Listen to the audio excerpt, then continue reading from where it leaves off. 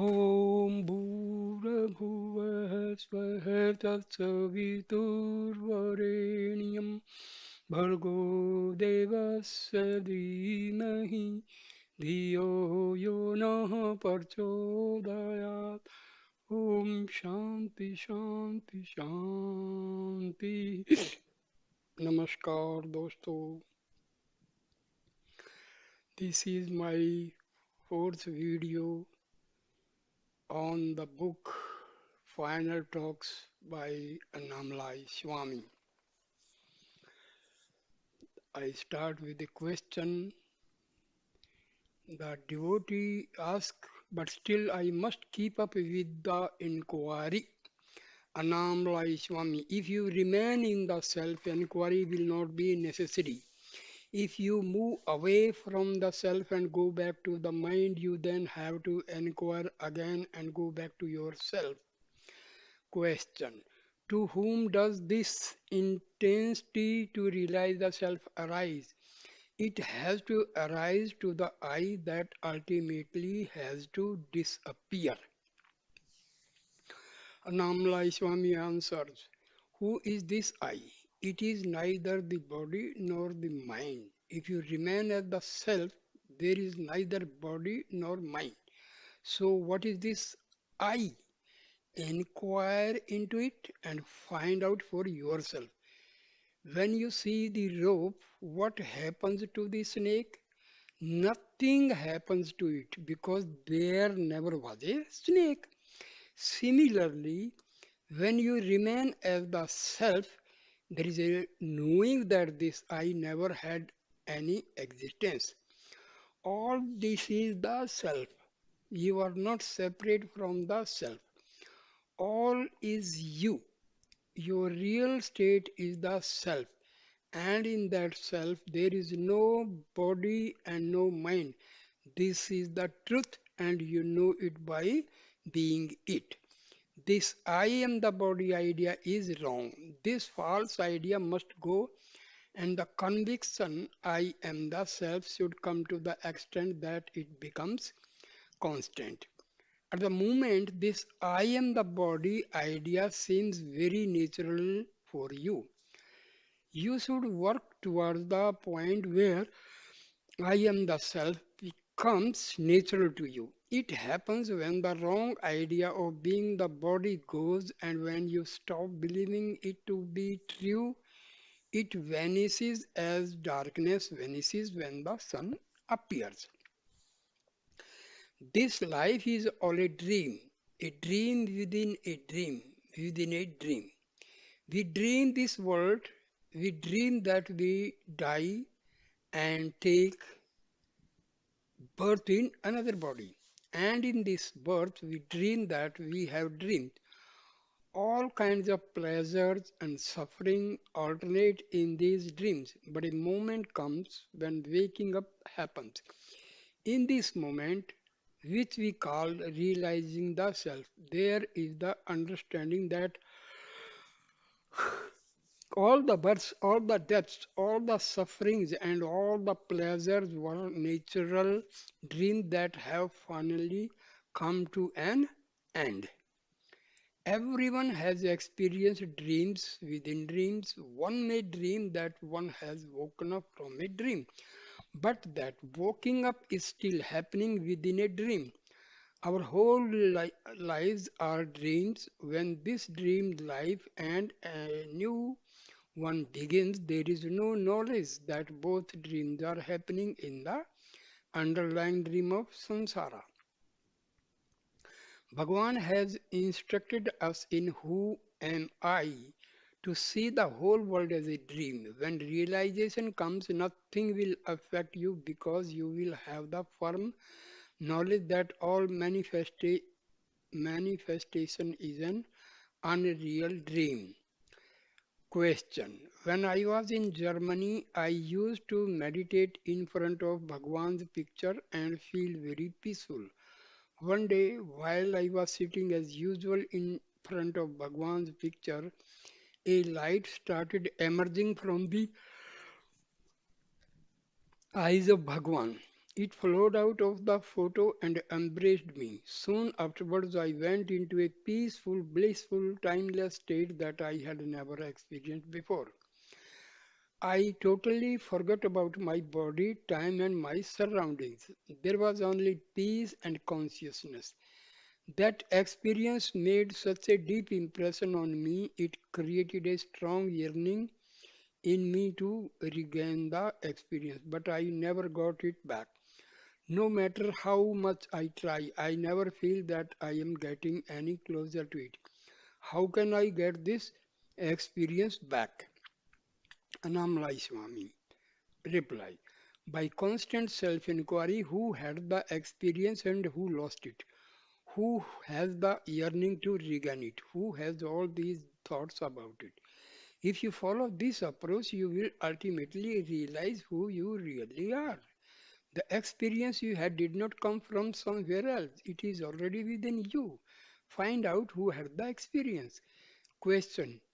In order to do self-inquiry, we have to use the mind, which is mostly troublesome and in reality does not even exist. Why is this?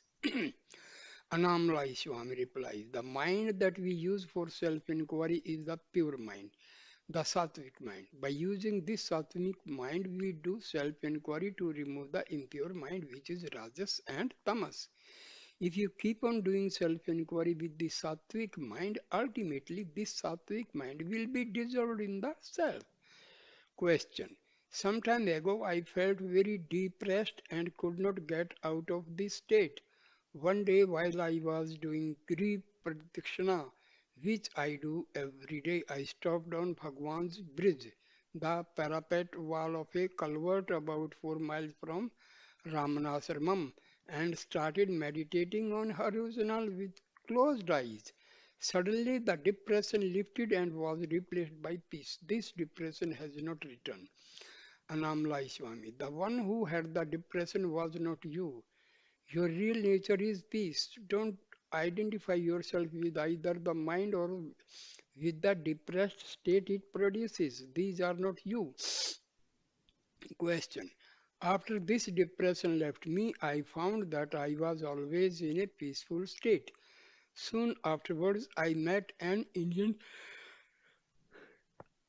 girl and fell in love with her. Sometimes the thought arises that I would like to marry this girl. Is it advisable to get married? Would it not be a hindrance to my sadhana? Annamalai Swami. Is this girl spiritually oriented? Question. Yes, she often goes to temple and reads spiritual books. Annamalai Swami. If the partner has progressed spiritually to the same extent that you have, it would be a great help. But if one partner is less interested in spiritual matters than the other, the one who has less interest will drag the other down, unless the more interested partner is spiritually very powerful. And in such a situation, there would always be quarrels and tension. If both partners have the same spiritual yearnings to realize the self, married life is okay. Otherwise, it is a hindrance. Question. How can we keep our sadhana in the middle of all our daily activities? It is very difficult. Annamalai Swami replies, Ramakrishna was once asked this question, and in reply he gave the example of a child who was playing by spinning round and round. If you do this, you will soon get dizzy and fall over. But if the same child spins round and round while holding firmly onto a post at arm's length, the child's grip on the post will keep him upright and prevent him from falling. On in this dizzy spinning world of samsara, if you hold on to the post of the self, you will be able to stay upright and not fall over. I can give you another example. When you cut jackfruits open with your bare hands, there is an unpleasant milky liquid inside that sticks to your fingers and makes it very hard to take out the fruit. And afterwards, it takes hours to scrub it all off. However, if you put a little oil on your fingers before you start the work, this milk liquid will not bother you because it cannot stick to your oiled hands. Without some protection, contact with worldly matters can prove to be sticky and unpleasant. But if you oil yourself with remembrance of the self, you can move smoothly and efficiently through the world without having any of your business affairs stick to you or cause you any trouble or inconvenience. When there is a remembrance of the self, everything in life proceeds smoothly and there is no attachment to the work that is being done. Question. While you were doing a lot of work in the ashram, how did you manage to keep up your sadhana? Annamalai Swami. In those days, Bhagwan was accessible for most of the time, so I was able to get regular guidance in my sadhana. He told me to read Shivananda Lahiri, Elam Andre, Updesasram, and his other writings. He also told me to do prayana, chanting of scriptural works. All this was very helpful in keeping my mind on the self during work. Sri Bhagwan often said, while doing the work, don't have the idea I am doing the work. If you can keep up this attitude, work will not be a burden and no problem will touch you. Don't differentiate between work and meditation. If you don't differentiate, every job you do becomes meditation. And don't make distinction between different kinds of work. Don't think this is a good work, that is a bad work.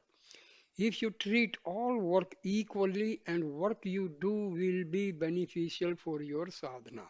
Question. We have to live in the world and deal with people, many of whom will try to take advantage of us.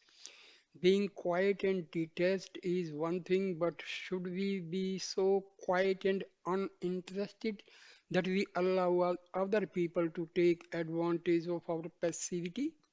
Annamalai Swami replies, you can be quiet within and be tough on the outside if that is the role you have to play in the world. There is a story about a snake that lived under a bush by the side of the street. Whenever people passed the bush, the snake made a lot of noise and tried to bite them. It gave a lot of trouble to anyone who came near. One day, a passing sadhu passed the bush, and the snake, as usual, put on an aggressive show of behavior. The sadhu, who could communicate with animals, said, keep quiet and don't bite people. You don't have to behave like this. Live a peaceful life and don't trouble and people who walk past. Don't trouble the people who walk past. The snake heeded the advice and from that day on its behavior completely changed.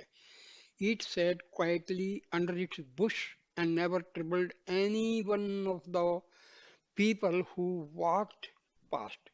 Within a few days, the local people realized that the snake was no longer a threat to them, but instead of being relieved, they would throw stones at the snake or try to chase it away. People have this instinctive response to snakes. Whenever they see one, they feel compelled to commit some act of violence against it. The snake ignored the provocation for a while, but it soon realized that this new state of affairs was not an improvement on the previous one. A few days later, the sadhu came by and asked how the snake's new lifestyle was going. Not so good, responded the snake. I am suffering a lot on account of your advice. I am being very calm and I am not giving any trouble to anyone. But because of my calmness and sadhu like behavior, people are taking advantage of me by throwing stones at me and harassing me. They would never do this before because they knew I might retaliate and bite them. The sadhu thought about this for some time and then spoke. I advised you to be calm and not trouble anyone, but that doesn't mean that you have to sit here passively while people come along and hurt you. When people come to cause you trouble in future, just pretend that you are going to bite them. You can be angry on the outside, but on the inside you can still be calm. From then on, the snake adopted the new tactic of hissing at everyone who came past his bush just to let them know that he was still a potential threat. This was enough to make people give him a wide berth. We can all be like this if circumstances demand it. There are occasions when a show of anger is needed. We can play the role of being angry, but at the same time, we can know that we are just acting out a role that is needed at a particular moment. Internally, we can be peaceful while all this is going on. Annamalai Swami answers.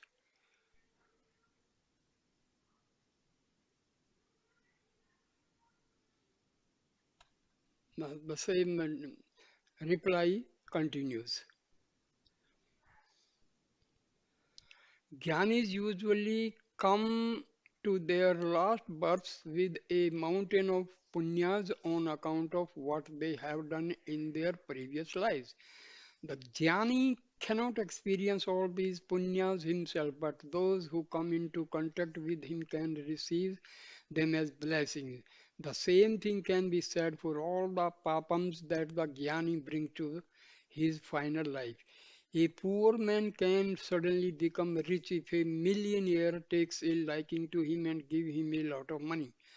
Those who come to a jnani and do selfless service to him find themselves becoming spiritual millionaires when they receive the Jnani's unused punyas. And those who come to abuse and insult the Jnani end up receiving all his unused papams.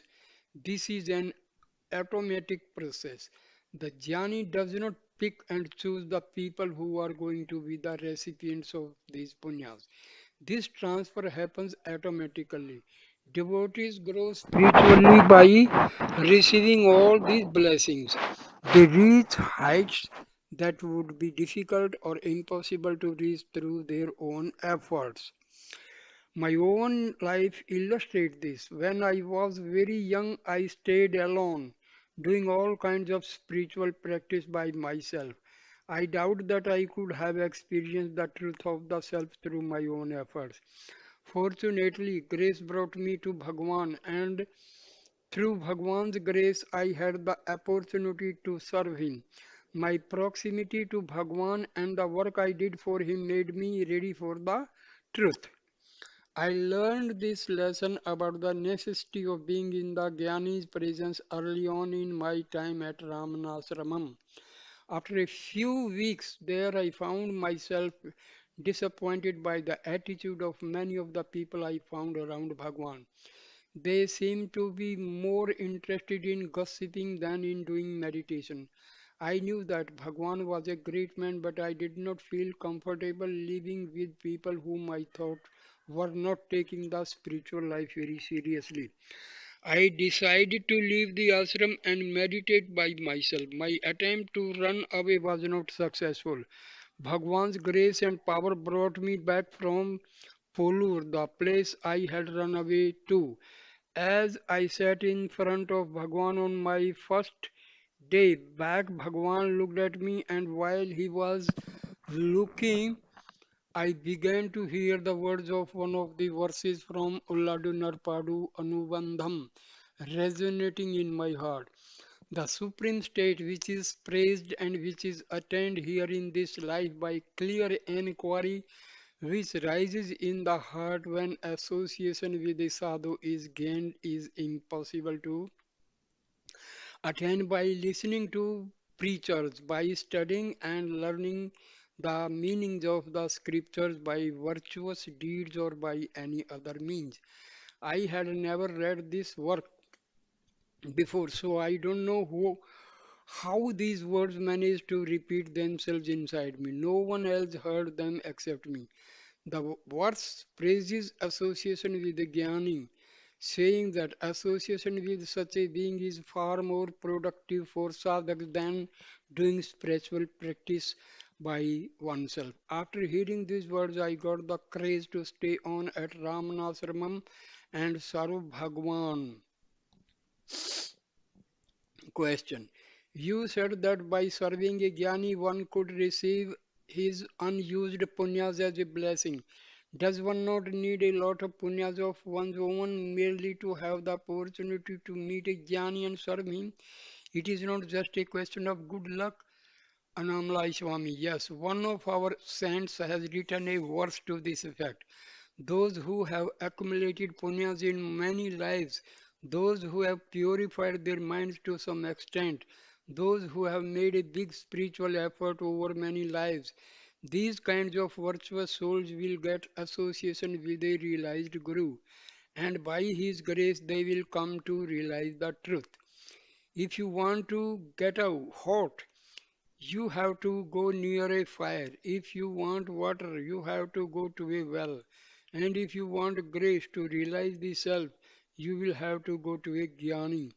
Bhagwan would occasionally quote a verse from Kabbalah Navanita that says, the immemorial Vedas declare that single-minded devotion to a holy sage is not only pleasing to Brahma, Vishnu and Shiva together, but also secures the rewards of all the Vedic rites and finally liberation from the cycle of birth. After my first attempt to run away, I never left Bhagwan again.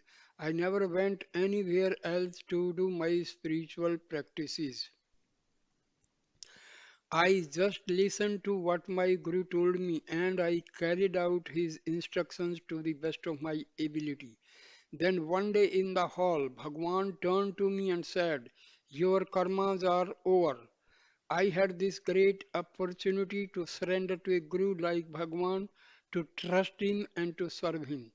It did not happen through my own efforts. This kind of thing happens very rarely. For being such a Bhagwan don't appear very often. For beings such as Bhagwan don't appear very often. If you want to learn, you have to go to school. If you want jnana, you have to go to a jnani. I want to speak some more about the grace of the Guru. Bhagwan told me that the Guru is the self who is within. The self manifests in a form and pushes the minds of the devotees toward the self. At the same time, the Guru resides within us as the unmanifest self. From the inside, he is pulling us towards him. This pushing and pulling is the Guru's grace. For the Guru's grace to work on us, we have to surrender. We have to give up all the things of this world and all the other worlds and direct all our attention toward the self.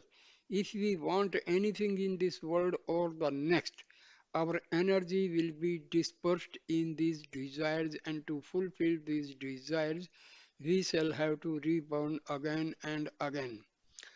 I once told Bhagwan that I had a desire to go and live in a cave where I could do meditation by myself. Bhagwan told me, if you keep a desire like that in your mind, you will have to take one more birth. Why keep such a desire? If it is destined for you, it will happen by itself. Leave this idea alone. So give up all your desires, your likes, dislikes, and preferences. If you are truly the whole, which part of yourself will you like or dislike? To strengthen my resolve, Bhagwan would sometimes tell me inspiring stories of service and devotion from the lives of other great teachers. He twice told me about Virupakshadeva and Guhaya Namashivaya, two great beings who lived on Arunachala several centuries ago. These two served their Guru in Karnataka very faithfully for many years. At the end of this period, the Guru sent both of them to Arunachala and told them to meditate there. They came here and picked different spots for their tapas. Virupakshadeva sat in the cave that is now named after him, and Gohai Nama Shivaya picked a cave that was further down the hill. They both attained liberation after years of meditating here. Eventually, they attracted the devotees of their own and started ashrams here. Perhaps Bhagwan told me this story because he knew that it was my destiny to be sent to meditate myself after many years of service. If a disciple serves a guru, the guru does not gain anything from it, but the disciple by his service becomes purified and fit to receive the truth. A ship may be taking you to the other shore of the ocean, but the ship itself is not gaining anything from you. There is one more verse that I want to quote for you. It was sung by Manika Vachagar, whose supreme devotion to Shiva enabled him to realize the self. Bhagwan often quoted Manika Vachagar's poems to us. I gave myself to you. In return, you must give yourself to me. So, in this business of giving and taking, who is the real winner? In our transactions, I received limitless ananda from you. But what did you get from me? Nothing. Just a useless ego. So, now you are residing in my heart. What more do I need? I have become fulfilled. I need nothing because you are in my heart. Manikavachagar could sing like this because Shiva himself was residing within him as his own reality.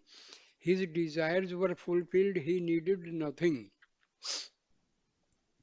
Annamalai Swami further says, in the 1930s, I received a telegram stating that my father had passed away. I reported the fact to Bhagwan and asked, please give him moksha, liberation. Bhagwan nodded and said yes. Soon afterwards, Chinna Swami asked me to take a bath because in our Hindu tradition, when either our father or mother dies, we have to take a purific purificatory bath. I told Chinna Swami, my father has not died. Bhagwan is my father. He is still here. The man who has just died was the father in my last birth. My father in this birth is Bhagwan, my Guru. I don't need to take a bath. There is another Hindu tradition surrounding death. If anyone dies in the family, we don't take food until the body has been disposed of. When Bhagwan's mother died at Sakandasram, Bhagwan ignored this rule, saying, Mother is not dead, let us eat. In this case, there was no ritual pollution involved because his mother had realized the self in her final moments. In such circumstances, the usual rules on bathing and fasting do not apply. There were other Hindu dietaries rule. Uh, Hindu dietary rules that Bhagwan sometimes ignored. When there is a solar or lunar eclipses, we are not supposed to cook or eat. On one such occasion, Bhagwan said, come on, let us take our food as usual. We don't have to worry about this eclipse. Some of the Brahmins who were more strict about obeying these sorts of rules were afraid to break their lifetime habits, but the rest of us went with Bhagwan and ate our food with him. After Bhagwan's mother died in 1922, Bhagwan continued to live at Sakandasram for several months. Then one day he went down the hill to his mother's samadhi and stayed there. Some power, some Shakti compelled him to go down the hill and abandon Sakandasram. Soon afterwards, Sakandasram was robbed and the thieves took cooking pots and a few other things away. Up till then, some of the devotees had been staying at Sakandasram to guard the place and the few things that were left there. But after this step, it was more or less abandoned and everyone moved down the hill and stayed there. Many people came to serve Bhagwan food there, and the items that were lost were soon replaced by donations from the visiting devotees. In the beginning, it was very primitive. Everyone, including Bhagwan, slept outside by a mango tree. The first building was a mud hut with a thatched roof that was erected over the site of Mother Samadhi. I came along a few years later at a time when the ashram was beginning to expand and put up new buildings. All these buildings were erected on the basis of plans that had been done by Bhagwan. In those days, cement was not available and we had to use a mortar made out of lime. I was very sensitive to chemicals in the mixture. I was always getting allergic reactions to them. Every morning I would wake up with pus oozing out of my eyes. I had to work outside in the heat all day and my body felt like it was overheating even during the cool of the evening. Bhagwan taught me how to prepare a special mixture made out of coconut oil, sesame oil, and castor oil. He told me that if I applied this mixture to my feet in the evening, it would take away this feeling of overheating. I tried it and it worked very well. Up till then, I had found it hard to sleep at night on account of this feeling of heat that was always in my body. After I started applying this mixture, I always had a good night's sleep. At some point while I was serving Bhagwan, the ashram acquired the house in Tiruchoji where Bhagwan was born. Chinna Swami asked me to go there and do some construction work on the old house. He wanted to turn it into some kind of temple. I did not want to leave Bhagwan, so I told Chinna Swami I have completed all my temple worshipping and my bathing in holy waters in my previous birth. That's why I have come to Bhagwan now. I don't need these activities anymore. Chinna Swami did not pursue this matter with me and I never went to Trichuji. I had enough punyas to come to Bhagwan and receive his grace because I had done all these things in other lives. The charitable works, the good actions, the temple rituals, etc., that I had done in my past lives earned me the right to come to Bhagwan's presence to stay there and serve him. They had served their purpose and I did not need them anymore. All these ritual activities lost their appeal for me within a few days of encountering Bhagwan and his teaching. Question. In Swami's book, I read that he liked to drink the water that had been left in Bhagwan's cup. This is more kind of ritual that he persisted with long after he came to Ramanashramam. Does Swamiji make a distinction between ordinary rituals and accepting leftovers from the Guru? Annamalai Swami. When I worked in the ashram, I used to drink the water with which Bhagwan had washed his hands. I would get this water 2 or 3 times a day. Even after moved at Palakotu, I still occasionally drank this water because Mudaliar Patti sometimes used to bring it to me. She knew that I liked this water and she knew that I had been accustomed to drinking it. Sundaram translating. I once asked Swamiji why he was so attached to drinking this water. He said that it was on account of a story he had read when he was still living in his village. The story was about a sage called Patinathar who lived with his disciple Badrigiriyar, Badragiriyar in a village called Tiruvidamrudur. Tiruvidamrudur. Annamalai Swami, continuing the story. Every day these two used to give their leftover food to a dog. Sometime later this dog died and took birth as a princess in the household of the king of Banaras. When she grew up, the king wanted to arrange her marriage, but she refused, saying that Instead of marrying, she wanted to see a sage called Pata- Patinadar, who lived in Tiruvidai Marudar. Tiruvidai Marudur. Seeing how determined she was, the king himself agreed to take her to see this man. As soon as she arrived there, Patinathar recognized her and told his disciple that in her previous life she had been the dog that had been given their leftover food. Then Patinathar added, she will become enlightened because she ate that food. The disciple found this whole story hard to believe. How can a dog take birth as a human being? He asked.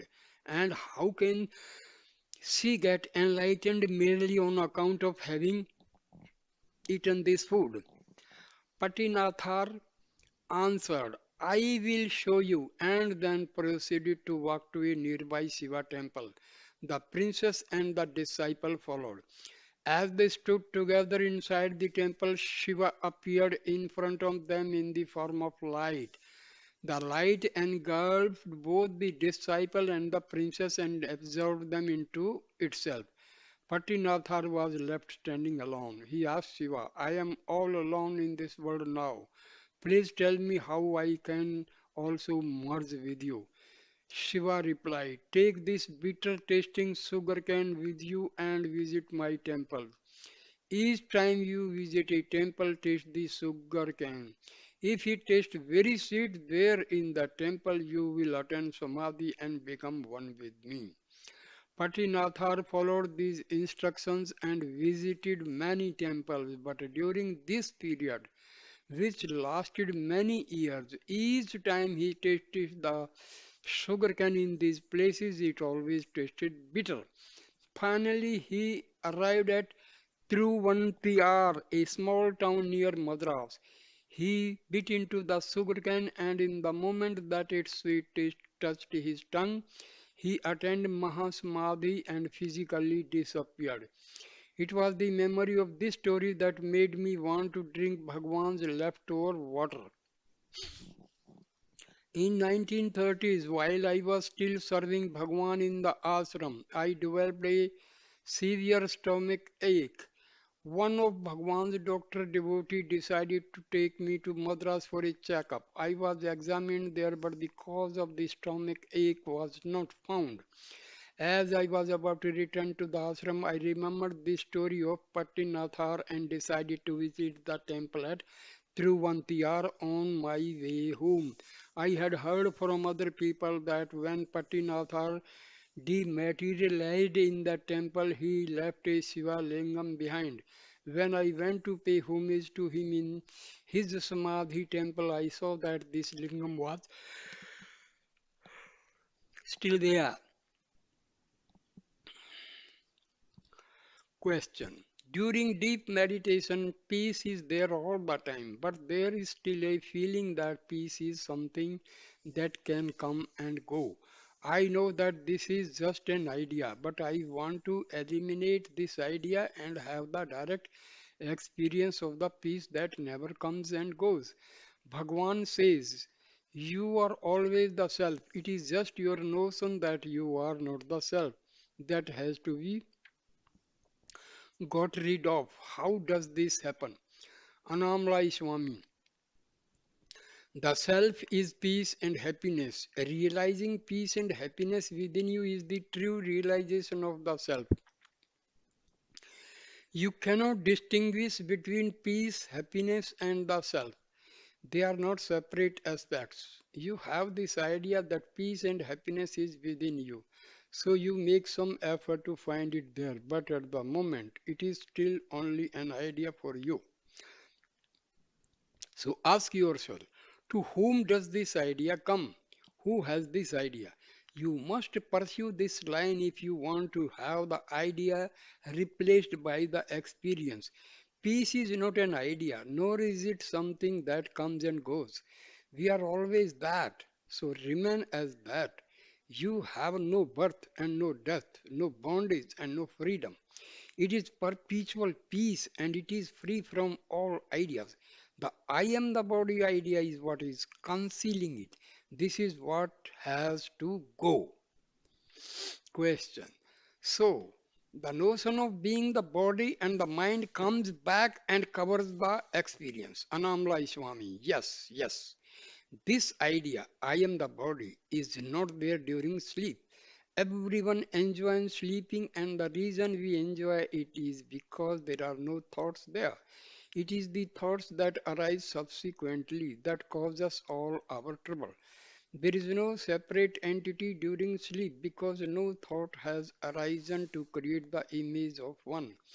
When walking comes, this first rising thought, I am the body, brings separation, doubts, and confusion.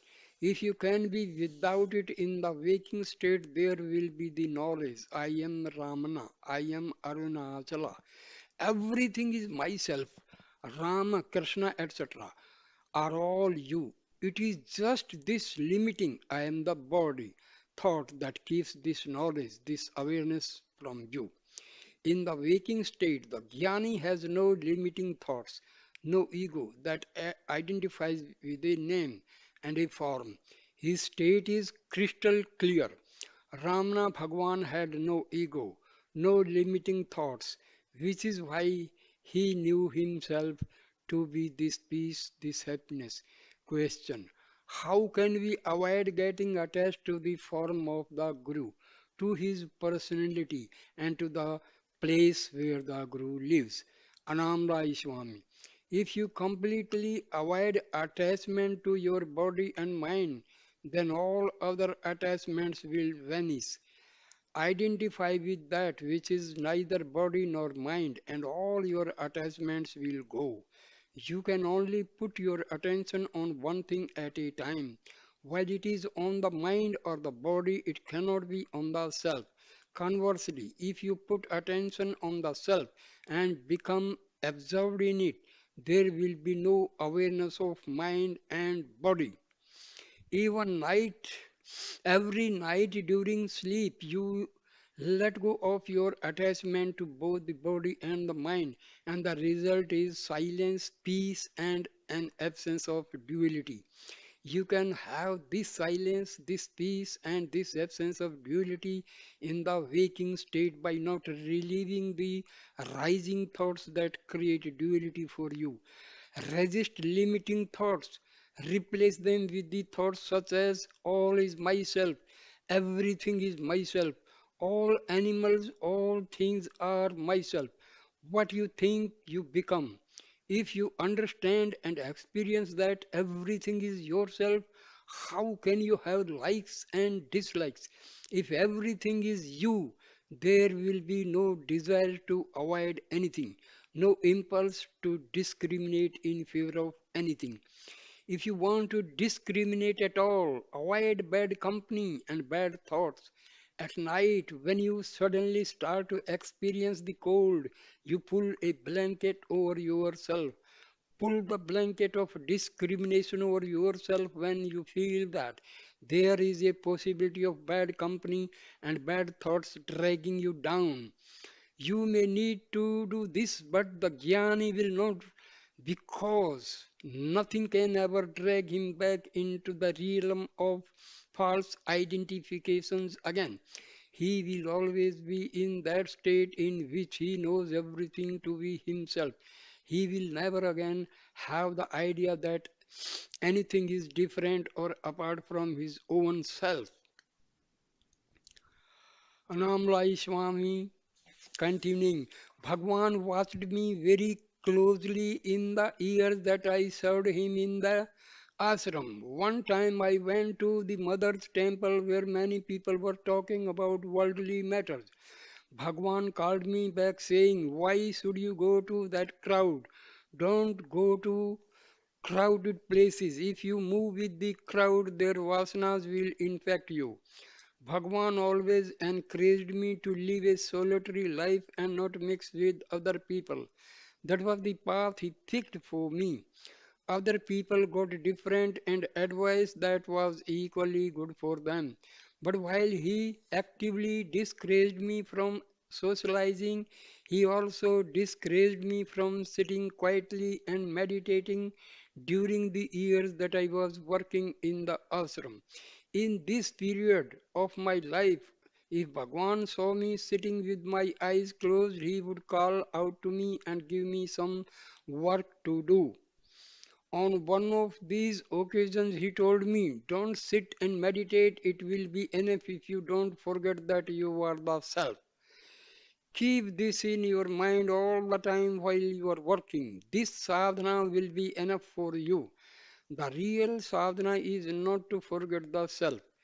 It is not sitting quietly with one's eye closed. You are always the self. Just don't forget it. Bhagwan's way does not create a war between the mind and the body. He does not make people sit down and fight the mind with closed eyes. Usually, when you sit in meditation, you are struggling to achieve something, fighting to gain control over the mind. But Bhagwan did not advise us to engage in this kind of fight. He told us that there is no need to engage in a war against the mind because mind does not have any real fundamental existence. This mind, he said, is nothing but a shadow. He advised me to be continuously aware of the self while I did the ordinary things of everyday life, and in my case, this was enough. If you understand the self and be that self, everything will appear to you as your own self. No problems will ever come to you while you have this vision, because you are all and all is the self. Choices about liking or disliking will not arise. If you put on green tinted glasses, everything you see will appear to be green. If you adopt the vision of the self, everything that is seen will be the self and self alone. So these were Bhagwan's teachings for me. If you want to understand the self, no formal sadhana is required. You are always the self. Be aware of the self while you are working. Convince yourself that you are the self and not the body or the mind, and always avoid the thought, "I am not the self." Avoid thoughts that limit you, thoughts that make you believe that you are not the self. I once asked Bhagwan, "You are at the top of the hill. You have reached the summit of spiritual life, whereas I am still at the bottom of the hill. Please help me to reach the summit."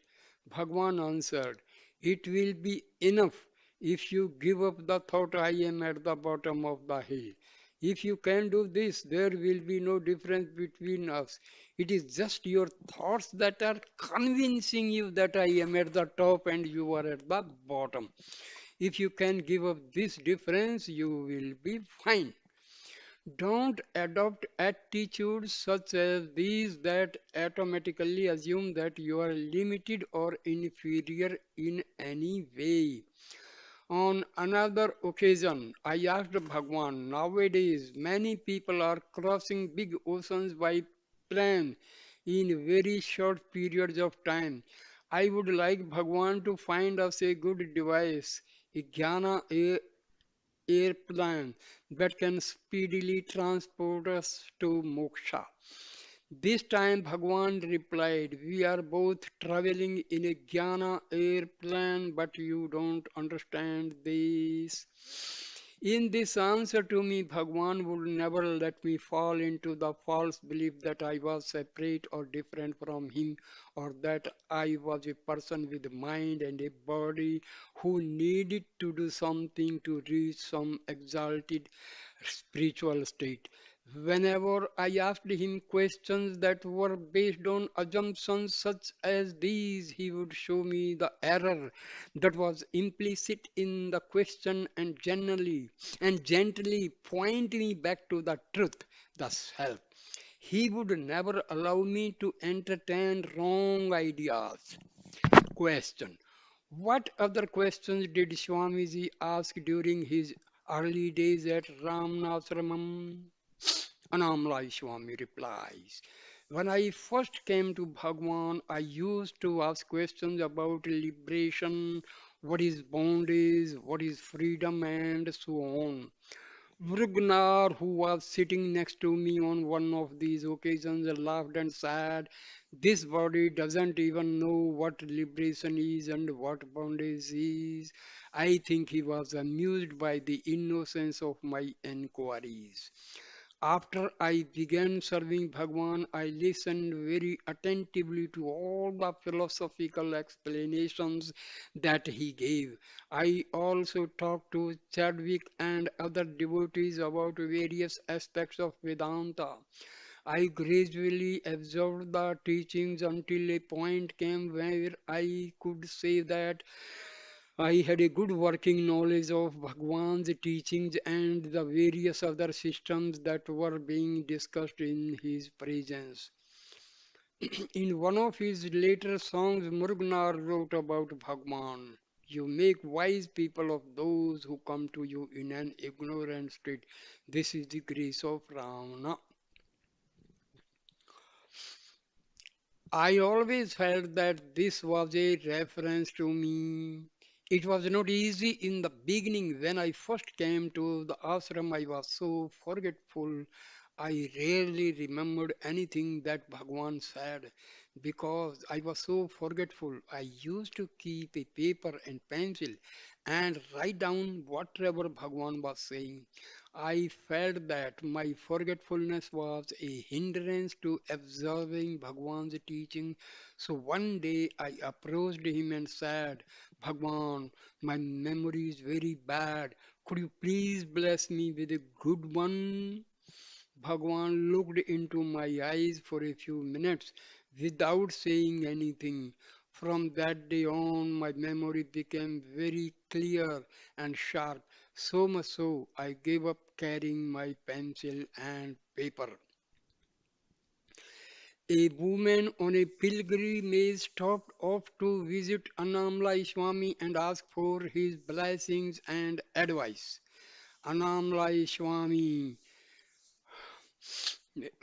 reacts. Don't forget yourself wherever you go. If you can manage this, you will not need anything else. A student once came to Bhagwan and told him that he wanted to go for further education. Bhagwan told him, this education is good for you. Study more, but at the same time, study the person who is studying. Study yourself. One of the old Siddhas, Tamil poet saints who lived about 1000 years ago, composed a song. I yearned for and searched for the truth. I ran everywhere looking for it. I wasted my life, my time, and my energy looking everywhere for this truth. So much time was wasted in this pursuit. I have grown old and am about to die, but finally I have understood that the truth light is within myself. You are going to different places on a pilgrimage, but what you are really looking for is yourself. You cannot achieve success in this by going on external searches because you yourself are the one that is being looked for. Your real nature is peace. Forgetting this, you have lost your peace and you are searching in the outside worlds where there is no peace to be found. This is the teaching of Bhagwan, my Guru. I am passing it on to you. You must understand who you are and what you are, and then you must remain as that. If you can manage this, this itself will suffice. Right now, you are under the impression that you are your body and your mind, but the truth is you are the self. Let go of the I that you imagine yourself to be and catch hold of the real I that is the self. What do you hope to gain from your pilgrimage from going here and there in an external journey? You are holding on to the idea that you are your body and your mind.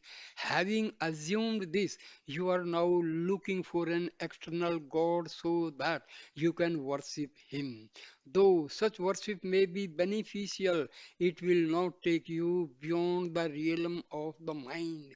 while you hold on to the idea that you are a person inside a body, whatever you see will be a manifestation of your own mind.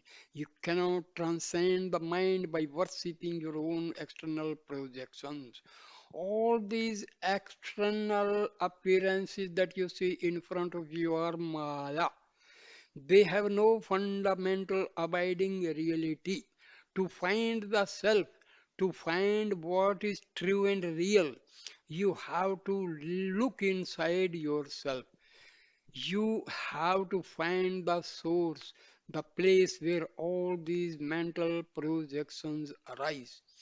You are looking for satisfaction in the outside world because you think that all these objects you see in front of you are real, they are not. The reality is the substratum in which they all appear.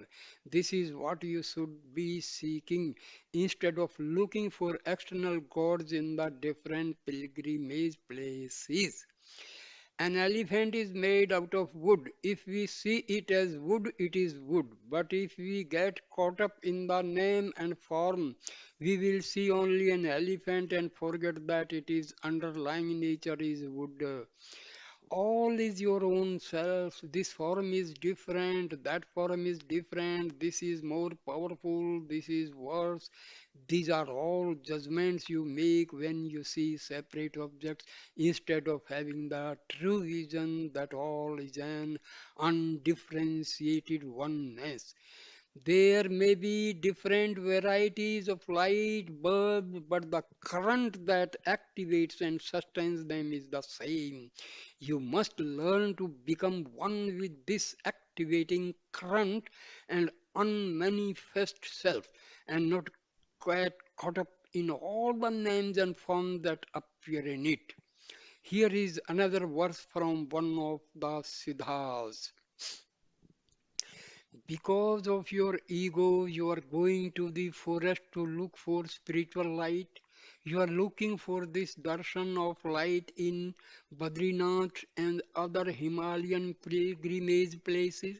These things are the illusion of the mind. They depend on the states of the mind and the functioning of the mind. That which you are searching for is within yourself.